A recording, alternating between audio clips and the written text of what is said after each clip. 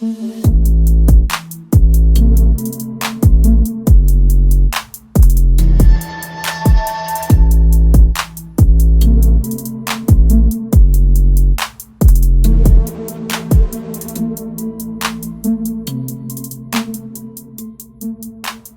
back to Nobody's Safe. Nobody's safe. Nobody's safe. I am back here. This is Jason Watkins. I'm your host, and back with my frenemy, NFL analyst and fantasy sports guru, Bryce Pinson. That was a really good intro, wasn't it? You know what? Tell me how you really feel about me. You know what? I tried to do this last night. I did the nobody's safe. And I just had to tell him, well, I'm not Jason. Sorry. I tried this last night on the fantasy sports with Bryce, and, okay. I apologized. It was good. Yeah, and, that one just kind of came out, so I don't know where it came from when it first you do good on the intro. Naturally, I like the intro. Yeah. Oh, okay. Well, cool. Well, welcome back anyway. We got a couple things to talk about tonight. We're going to obviously talk a little bit about the finals ending tonight. And just as I said on the last show, we have champions. Jason was right for once. Yeah, for once. Yeah. Listen, big game for, I think what I could tell, it just looked over to me the other night. I just felt like it was one of those things where you got to just expect it. When you're down now 3-2 and you have to win, and not having had that experience, you got to hope they're hoping for it. But I feel like the Warriors knew, blood's in the water. We're not going to screw this up. We're going to win. Yeah, just looking at the stats real quick, we were talking about Steph Curry, and he came up real big, man. He went 6 for 11 from 3, which he went 0 for 9 before. Now he's above the 50% mark from 3, 7 rebounds, 7 assists, 2 steals, and a block. Like, the dude came to play, and they won by 13. Yeah. I figured he would have to show up. He didn't show up the last game, but he showed up this game in a big way. And I wouldn't say he didn't show up last game. He was 0 for 9 from 3, which is so rare for him. But he didn't show up in a normal Curry way. No, but that was also following a 43-point outing where nobody else showed up, and so he kind of had to carry all of it. So to the bottom line is what did he end up averaging in the finals? It was over 30. So when you look at it, listen, MVP. He's the MVP of the series. That's actually the first time that he's won MVP of a championship series. That first one they won, Iguodala got it for his block on LeBron. It was kind of and the fact that he guarded as well as he did. That's what it was important. But I still think, Jason, the story of this series, I still think the story's not even Steph. It's going to be Steph Curry. Everyone and their mom's going to talk about Steph Curry. Absolutely. But it's going to be, again, you watch the first couple games that it was Boston won. The games that Boston won, they Bostoned them, dude. Right. 23 turnovers from Boston, 13 steals from the Warriors. Yeah, that cannot happen. No. I said the other night, you can't be sloppy on the road. You can't be sloppy at home either in a clinching game. It's just one of those deals where it's like, well, come on, man. You just can't do it. What's the future for the Warriors, man? Like, that's scary to me. When their defense is playing like that, that is a scary thing for a team that can score that good. Well, listen, they're young, so you have to figure that they still have another year or two with the core guys being there. I don't know what they're planning on doing with Draymond and those guys. That's a good question. But, overall, I would say that, you don't break up this team at this point. They just won it. So they're going to probably stick with it. You would figure that Clay's going to be better next year. I think that, what did he do tonight? Let's see the full box. So he went, he got 12 points, 2 for 8 from 3, 5. He just came up garbage, like played terrible. Green had a green night, 12 points, 12 rebounds, 8 assists, 2 steals, 2 blocks. And then there's Wiggins. I think that he's established himself as the number 2 guy on that team right now. I think that Clay can still be, But I think that Wiggins, in his absence, has stepped up and learned to play that role of Robin to Steph's Batman. Yeah. You know, so you know what? I mean, the best part of this, Jason, the very best part, and I know we're about to move on, but I'm going to help us move on. You know what the best part about this is? One step closer to football, baby. Yes, basketball's over. Now people are going to start paying attention to football. But first, we got golf. I noticed on your TikTok page, you were already talking golf. New Mexico homeowners, are you looking to save some money? Maybe get a tax rebate, cut down on your power bill? At Sunternal Solar, you're a step beyond traditional solar systems. They take a holistic approach to energy use, production, storage, and optimization. Sunternal will evaluate your current energy consumption, taking into account peak periods of use and overall cost, build a 3D advanced model of your home, and empower you with smart equipment and applications so you can stay up to date on the power you're generating and the money you're saving. At Sunternal, our teams have over 2 decades of experience designing, installing, and servicing home energy systems. Simply put, we're the best at what we do. Log on to sunternalsolar.com and you can calculate your savings from month to month off your energy bill, which is huge. Not only that, but you can get information about the federal tax credits and state taxes credits that buy solar now. Don't forget, call Patrick and the guys at Sunternal Solar and tell them that you heard about it from Nobody's Safe. Hey, better yet, you can just click the link in the description and fill out a contact form so Sunternal Solar can get a hold of you. They'll go ahead and set up the perfect time for your solar estimate and make sure that you start saving as soon as possible. Page, you were already talking golf.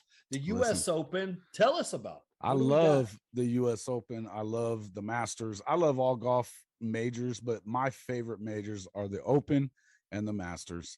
Not in that order. It's actually the other order. Masters then the Open. But that being said, it's been kind of a crazy deal because the entire week, all they've talked about at the U.S. Open is live golf and, where they're going with it and stuff. And I know we talked a lot about this the other night, but something that I want to just get across is that it's starting to look like there's going to be other dominoes falling. And they destroyed poor Lefty. He gets in there and he catches so much hell about, apparently there's 9/11 survivors that are, really sticking it to him and DJ about, and what I want to say is, I had another video that just wouldn't upload to TikTok for some reason, but what I would say about that is, hey, our government continues to do business with the Saudis. Okay. There was the bombing at Khobar Towers. There was 9/11, and our government continues to call them an ally and do business with them. Therefore, if you're going to hold somebody's feet to the fire, hold the government to the fire. Okay. That's the people we need to be on, not guys that are joining this league to set up their families for generational. I mean, we're talking generations worth of money for guys. I mean, you know what I mean?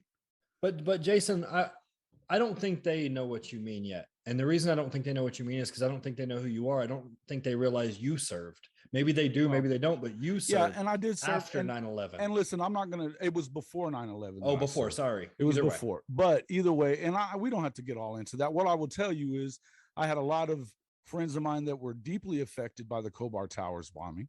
I'm deeply affected by the Khobar Towers bombing. I'm deeply affected by 9/11. Anybody who was alive when September the 11th happened is deeply affected by it. Okay. Yeah. That was my first year as a sports writer when that happened. And so listen, I get it. As an American, but you don't have to have served in the military to be deeply affected by that. Or you don't have to have had somebody at the Trade Center to be deeply affected by that. I think we all are. I know that it's something that it hung over us for, hell, it's been hanging over us for 20 years. The war's finally, quote unquote, over. But look, all I'm saying is if we're not going to hold our government accountable for doing business with the Saudis, then why would you sit there and go off on somebody like Phil Mickelson and DJ? Now, I can answer the question too, is that you have an individual face to look at. Just like they love to, people love to blame a lot of stuff on Bush. after the fact, whatever, man. I'm not going to get into all that. What I'm going to tell you is that you don't have to be a member of the military to be affected by it, and you don't have to have lost a loved one at the Trade Center or the Pentagon or anywhere else for it to bother you on what happened. I feel you. No doubt about it. That's true. But the reason I wanted to push that point across is because it does mean more to me coming from you. And I wanted them to know that you're not just saying this, like this is part of your life, Well, anyway, we can move past golf. Let's any event, let's talk a little bit about what happened today, because what I was getting at is it's a shame. Right past it's kind of a shame that Live is overshadowing. I said this is one of my favorite golf tournaments, man. Yeah. I mean, this is the one where you get to see how these guys deal with what the everyman deals with, because most of us suck at golf, and we go out there and we struggle. And we struggle, even when you're playing well, you struggle. You know what I mean? So I love this tournament, but it's been completely overshadowed by it. And even today, it seemed like they were talking about it an awful lot. Now, gratefully, they're back. They're talking about what happened today, and your leaders at 4 under is Adam Hadwin from Canada. He's a good golfer, man. He's been pretty good. But Rory McIlroy is right there, and he worked himself out of some situations today that it looked like he might have a blow up round, and still shot 67. That's Dustin's there. Dustin's not too far behind. You've got guys that, I was talking about. My dark horse would probably be Colin Morikawa.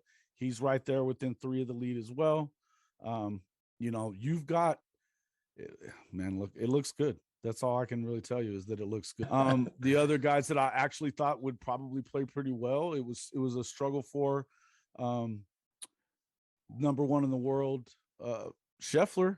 He had a rough day today, but he had a pretty nice second round with his second round 67, and he comes in at just 2 shots off the lead now, heading into this morning's 3rd round. And then you had guys like Bryson DeChambeau. He was at 1 over. I don't know that I really expected a whole lot out of Bryson. Zalatoris, who was second or lost in the playoff to Justin Thomas at the PGA. He's at 1 under, as is Justin Thomas.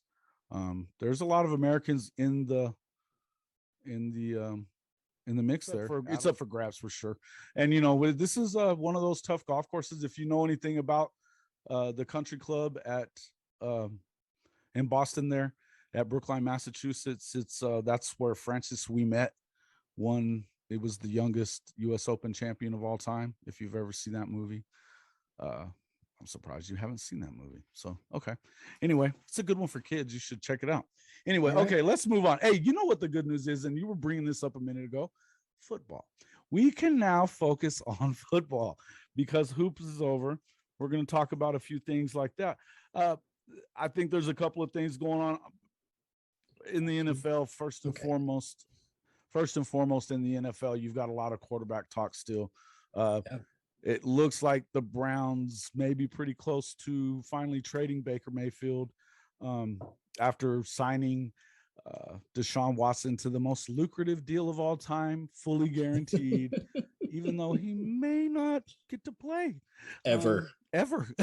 and we've since gone to 25 and 26 women in the.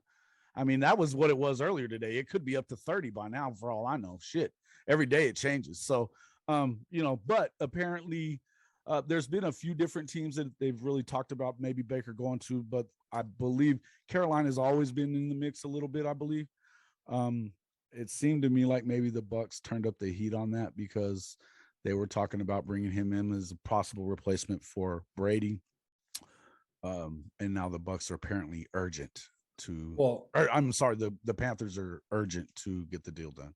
Well, I'll tell you what, I like him going to the Bucs better. You know me. I'm a sucker for Sam Darnold, but I just think if Baker wanted to have a great career, like if he wanted to have a good, we'll say good. I don't know if I'm ever going to say great. I think the Bucs is a spot. Go learn from Tom Brady, Yeah, and then Leftwich is the OC there. Byron Leftwich has proven to be a really good offensive coordinator. So I don't know how much better he'll be than Sam Darnold, in my opinion. We'll see. I think he would be a little better, maybe. I like Sam Darnold. You know, I'm a sucker for Sam Darnold. I think he's fast, he's athletic, good arm. I think he's smart. I can't believe that he can't play. I thought that it would be a good move for him. What I'm not positive about is Matt Rule at the NFL level. I'm not positive that he's necessarily that guy. I think he's a fabulous college coach, and it seemed like he ran a pro style system. I'm not talking offensively. I'm saying he acted like a pro. He expected his players to carry themselves like pros. But he won everywhere. I mean, the guy won at Temple. They don't win at Temple. I mean, and then he went and took over for Art Briles in a place that, it was a tough situation for him to have to take over in. So to me, it was one of those deals where I feel like maybe he's in over his head a little bit here. But the way that he kind of went back and forth between Darnold and Cam last year, it didn't help. It smacked of desperation a lot. Was Darnold hurt though, or did he just straight up? No, he dumped him. He jerked him out, and like it was a weird deal. And the way that but then once Cam proved that yes, indeed, he was done. Well, then he all of a sudden he's giving Darnold all this, false bravado or confidence. It was really see-through, I thought. Well, if you watched Darnold come out at the beginning of the season, dude, I thought it was finally going to happen. I thought it was finly going to be the year. The guy's got a huge arm. Yeah. He seems smart enough to be. I mean, I don't understand it. That being said, I can't tell you that I watched a lot of Carolina games last year, so that I saw what the issue was or anything like that. That's not what I would say. Here's why I watched a lot of Carolina games, and here's the reason I did. It wasn't because of Sam Darnold. It wasn't because of Cam Newton. So just a little inside information for you fantasy guys. Let me step back a second. By the way, I drafted Justin Jefferson his rookie year. While all of y'all were kind of picking him up off the waiver wire in week 5, he was on my roster. Just letting y'all know. Justin Jefferson, yes. So a guy I drafted last year that failed for me. I did it with DJ Chark too. I drafted DJ Chark a year too early, and he started performing the next year, and he had his big year with Gardner Minshew. Right. But there's a guy on the Panthers that I absolutely love. So think about this. Jamar Chase, Justin Jefferson, they were not as highly recruited out of high school as this kid. His name's Terrence Marshall Jr. And whenever he went to the Panthers, I thought he was going to be better than Chase and Jefferson. I've kind of fell back from that because I hear that his work ethic isn't as good, but talent-wise, he was the number one receiver. Yeah, he was the number one recruit coming out of high school, man. And he played on the same team. As those guys. Well, listen, they were loaded. That team, you think about it, and they had Joe Brady was their offensive coordinator, obviously then. But man, if you think about the guys, I mean, Randy Moss's son was a tight end. He had a touchdown in the national championship game. You know what I mean? It's like these guys were freaking loaded. They had Jefferson and it was so nasty. And hey, Nobody's Safe fans, don't forget to follow Bryce on TikTok for your fantasy news that will help you win your draft and your league. It's fantasysports_Bryce on TikTok. You don't want to mess around with this. This is stuff that you would have to pay for anywhere else. He can help you win your league. Make sure you're following him. It was so nasty. And so no wonder Burrow was so confident. What the hell? I'd be confident too. LSU receivers are that's a honey hole for receivers for sure, man. And it's odd because, with Les, they rarely threw the football. You know like DJ so Chark. You got to go back. If you're going to pick one of those guys to be great whenever Miles was there, you had to literally go back. I watched DJ Chark highlights over and over and over. And I kept telling myself, like, I think he's good. I think he's good. He was good. I wasn't sure because he had like 800 yards receiving, but I'm like, I think he's good. And then I'm like, dude, but if you look at, I mean, why did he only have 800 yards? He didn't break 1,000 because there was 5 other guys that were, Well, they didn't throw the ball. No, either. you're talking about, that was before the Burrow stuff.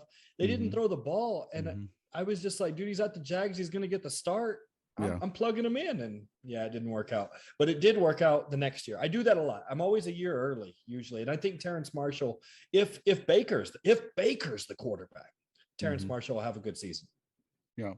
Listen, we're going to find out. I think it's starting to look like there's some movement there, and good for Baker because this is ridiculous. He's taken a beating in the press, especially on Twitter from those fans. It's just been, look, whatever you want to maybe say about him, whether you believe, I know that you don't think that Baker's great. I understand that.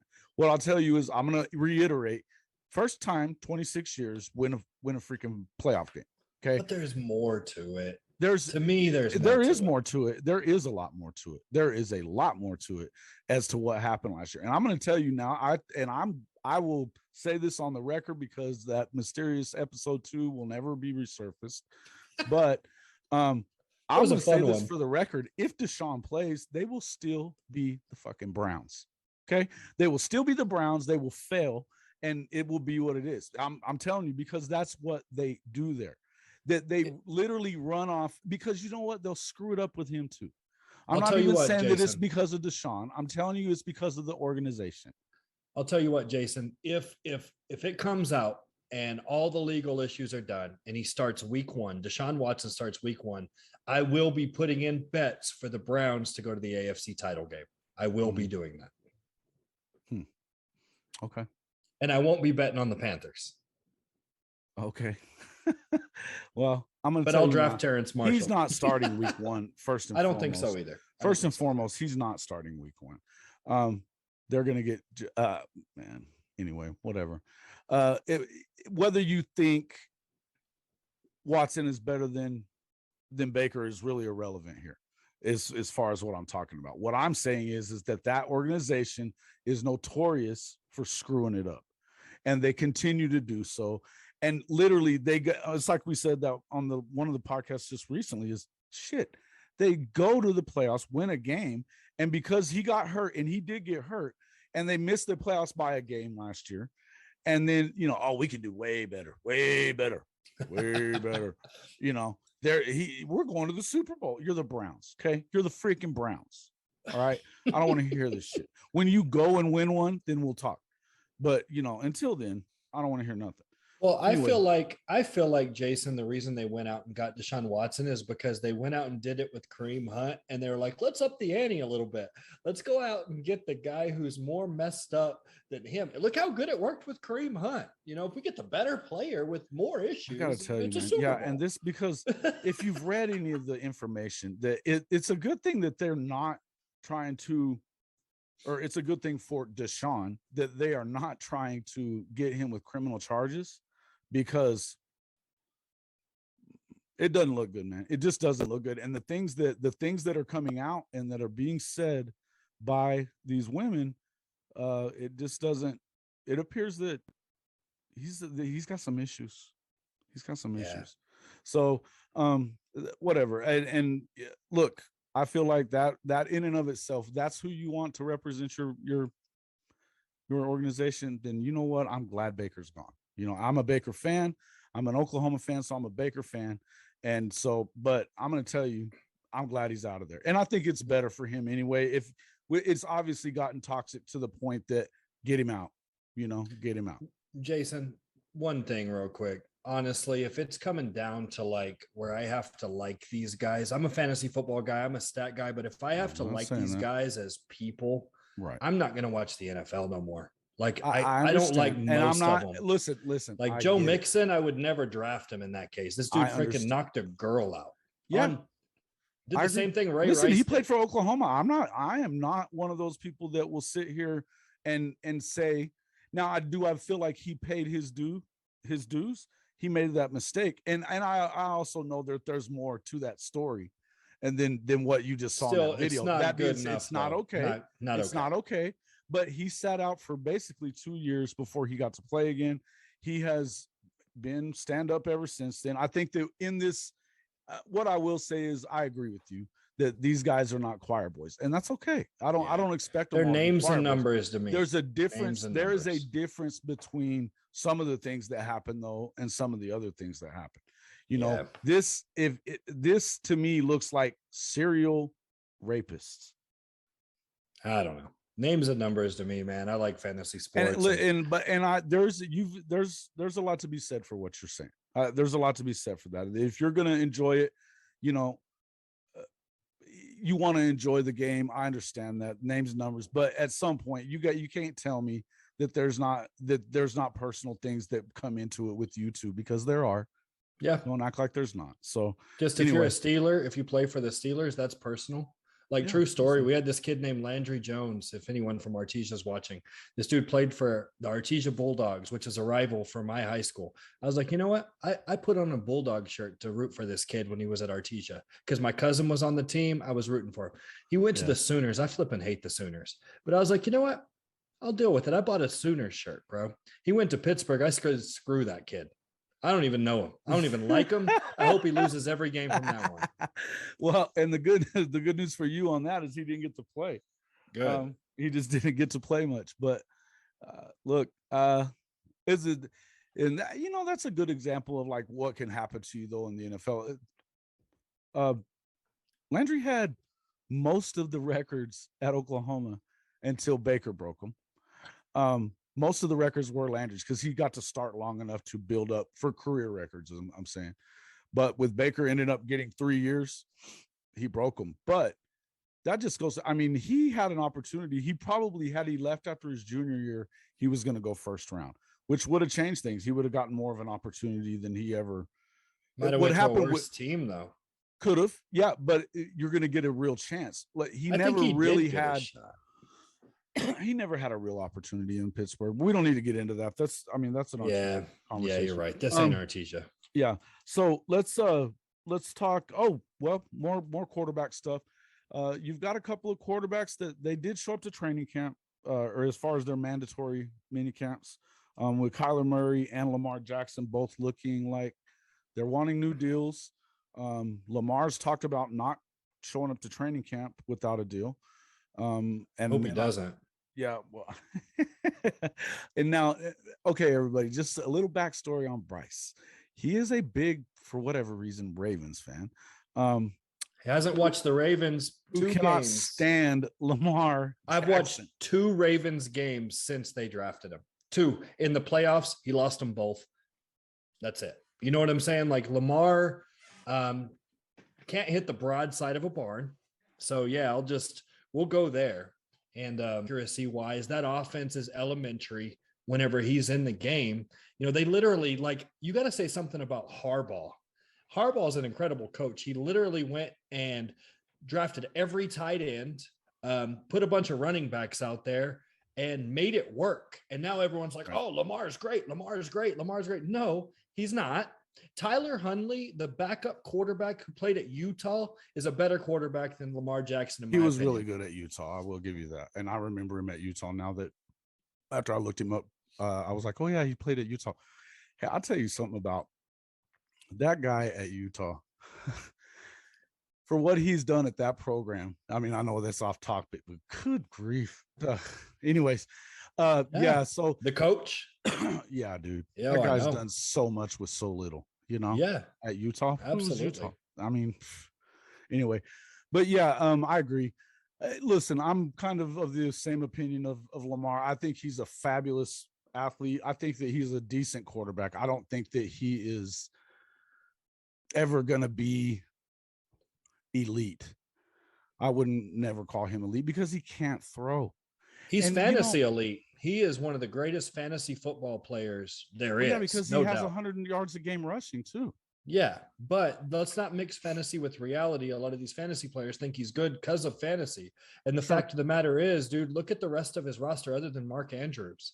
Like, he can't get anyone else involved because he can't throw the ball to. Oh, yeah, he's a good Sooner. Mm-hmm. Good one. Really, he can't throw the ball to the outside consistently. And I know these guys are like Marquise Brown. He drops too many passes, dude. He only dropped 6. He dropped 6 passes all year. Yeah, that's not that big of a deal. No, it's not. And I mean, there's guys. Look, he was a home run guy. He's a home run threat. That guy could take it to another freaking Sooner that would take it to the house. And when Kyler was leading it, Kyler would throw it out there for him to go run underneath there. Yeah. And hey, man, I like Hollywood Brown. I think and that's, obviously you brought up something that you thought it might have been him. I'm not positive, so we don't necessarily have to say it. But for whatever reason, the Ravens did trade Brown to the Cardinals. Maybe that's the Cardinals. Is that the Cardinals trying to keep Kyler, or what's going on? I think so, Jason. The reason I think so is because, feel free to come at me if I'm wrong, but Kyler Murray scrubbed his account, like his Instagram or whatever. Such a weird thing, wasn't it? Everything Arizona Cardinals, and I think the Cardinals scrubbed their account of everything Kyler Murray. Like it's like they got a divorce, where they were about to break up, and then they're like, "Oh, Hollywood Brown." It sounds about like the Bidwells too, though. It sounds about like the Bidwells. It's so ridiculous. So dumb. Kyler's a good quarterback. Here we go. Though. I mean, you re-sign. You're not giving up. Here's what I'm going to tell you. I don't understand this. So if they re-upped Kingsbury for another 5 years or whatever the heck it was,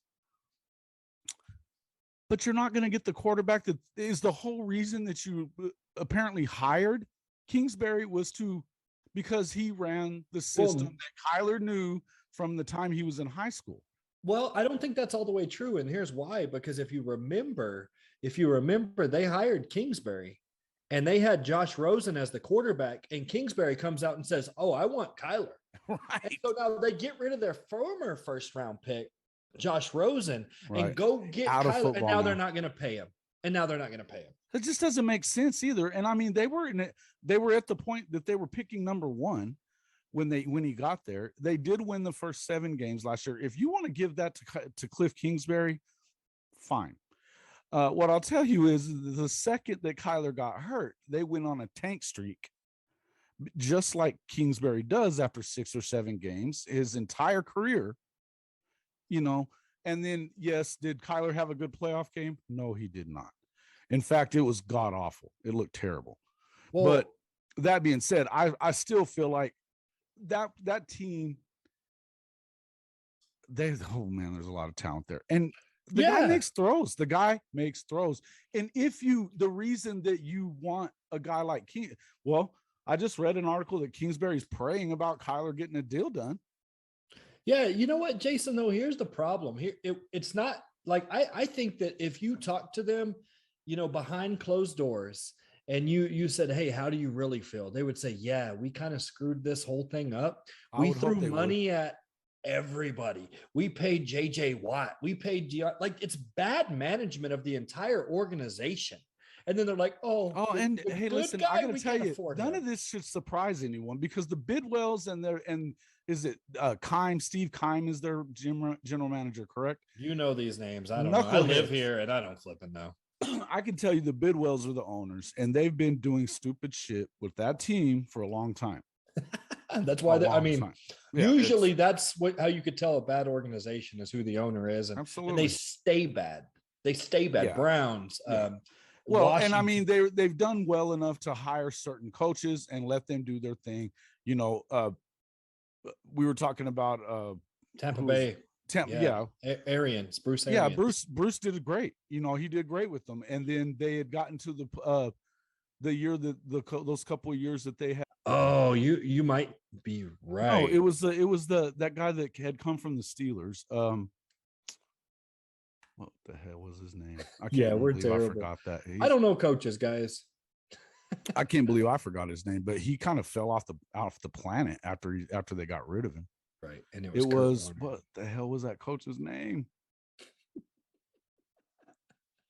Ken Wisenhunt. Yes, Ken Wisenhunt. The winner of the regular season 9-7, the playoffs 8. He was really good, man. Hold on. Was the Steelers offensive coordinator before, right? Is that what you said? He was, and he actually had a lot of the Steelers. The guys that had left the Steelers were on. Okay. About coaches, other than anyway, Andy Reid's a beast. That's all I know.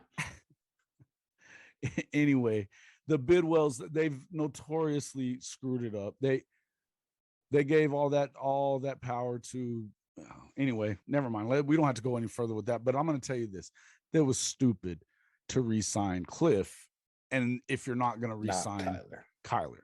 What in the hell are you doing? And I'm not as high on Kyler Murray as you are. Do I think they could win a Super Bowl with Kyler? Yeah, probably. He's high enough. Man, look, think about this. The guy was a freaking first-round pick in baseball. Bro, I remember when center fielder, huge arm. What's my favorite college football team, Jason? How well do you know me? Yeah, that would be A&M. Okay. He got recruited to A&M. Was supposed to be this stud. I was super pumped for him. He got beat out by Kyle Allen, which Kyle Allen played. If anyone knows who that is, he played for the Carolina Panthers. I don't know that. I think that he played a little bit though, but he failed. He played terrible. He had got in someone's doghouse early, and I just don't think it was a good fit because that's not what he looked like in Oklahoma. Well, but Oklahoma has this track record of doing that to quarterbacks who, Sure. Jalen Hurts didn't look like that in Alabama either until he went to Oklahoma and looked much better. I think Wayne had done fine with Jalen. I think that he wasn't a good enough thrower of the ball to. He was a runner, yeah. But Lane Kiffin's offense, Jalen looked really good in it. Not as good, not obviously, as Lincoln Riley. Yes, exactly. When you want it, he didn't look good throwing the ball for Lincoln either. I'm sorry, he didn't. But he looked like a different quarterback than he was at Alabama throwing the ball. He did not look different, bro. He just. If we just pull up the stats for 2 seconds, I'm going to tell you that he did not look different. He looked the damn same. That he still couldn't make a throw over 15 yards. Yeah, we're gonna look at his college stats. Yeah, when he succeeded, it was because he was running, and Lincoln continued to put him in situations where he didn't look bad. If he looked better, it's because Lincoln he protected him. How many games do you think I watched Alabama or Oklahoma? Not many, right? Not as many as you. But this is what I noticed. I noticed that he was a Heisman contender. So here's his stats. His freshman year. But you ought to be. You only lost one game.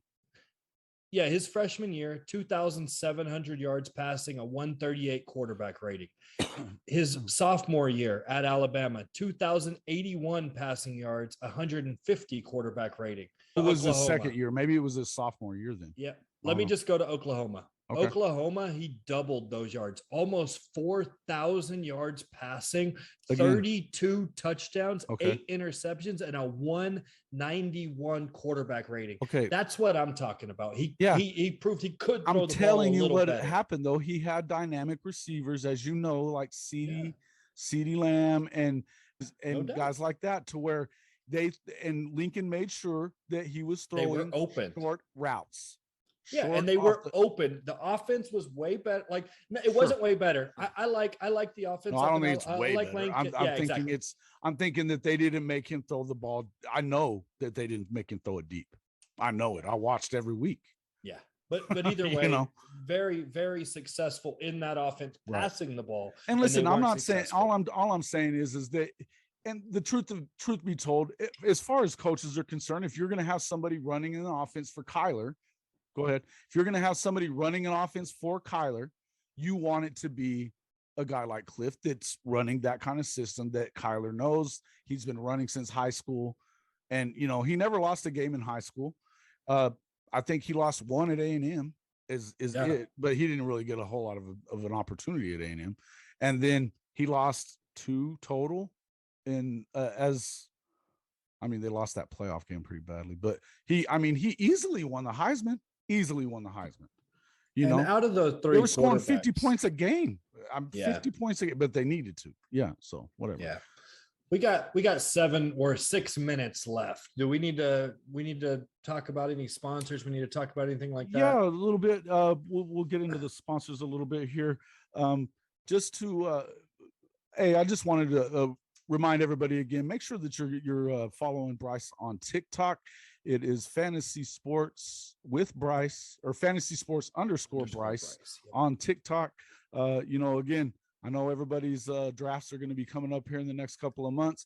Pay attention to what he's doing. He'll be putting out his final. When is your final rankings going to be? Probably like the second preseason game. I'll stop messing with it after the second or third preseason game. But as far as like whenever draft season is, I mean, you're going to have it'll start lining out pretty good. Yeah, pretty soon. You should be looking now. There's going to be a lot of movement, and there's going to be some things that. But overall, you're going to be able to find the bulk of your team right now, and he's already all in the middle of it. So make sure that you are as well. Also, I would ask everybody to continue to pepper anyone that is a Hall of Fame voter about Otis Taylor getting in the Hall this year. We still haven't heard anything from the committee on whether he's made it to the semifinals or not. We will be getting, I'm looking to do another podcast on that here in the next, probably early next week sometime. We'll announce it a little bit more on here as well. But I'd like to see that everybody does that. We are sponsored here by Sunternal Solar here in New Mexico. If you're a New Mexico homeowners, are you looking to save some money? Maybe get a tax rebate, cut down on your power bill? At Sunternal Solar, you're a step beyond traditional solar systems. They take a holistic approach to energy use, production, storage, and optimization. Sunternal will evaluate your current energy consumption, taking into account peak periods of use and overall cost, build a 3D advanced model of your home, and empower you with smart equipment and applications so you can stay up to date on the power you're generating and the money you're saving. At Sunternal, our teams have over 2 decades of experience designing, installing, and servicing home energy systems. Simply put, we're the best at what we do. Log on to sunternalsolar.com and you can calculate your savings from month to month off your energy bill, which is huge. Not only that, but you can get information about the federal tax credits and state taxes credits that buy solar now. Don't forget, call Patrick and the guys at Sunternal Solar and tell them that you heard about it from Nobody's Safe.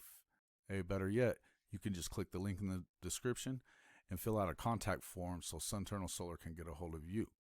They'll go ahead and set up the perfect time for your solar estimate and make sure that you start saving as soon as possible. But yes, we got a couple of minutes left just to kind of go through. Hey, we're going to be doing a lot of football now. Obviously, the basketball is over with. We will have some golf things like that. We're going to talk about some other stuff, but more time. But again, I asked for. I know I've kind of talked about this before.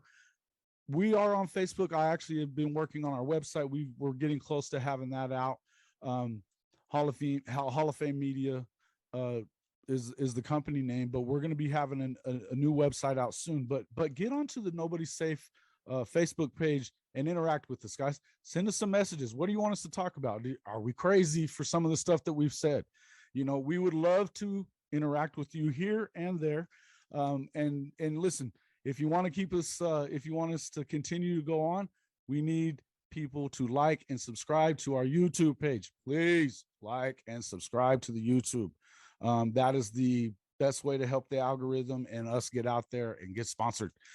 So thanks to the sponsor we have now. We appreciate that. Continue to, like and subscribe, pass us on to your friends. We appreciate it. And let us know how we're doing too, man. Let us know how we're doing. That's a good thing for us. But I appreciate you guys showing up back again tonight. And we will see you on the next episode. Have a good weekend. Later.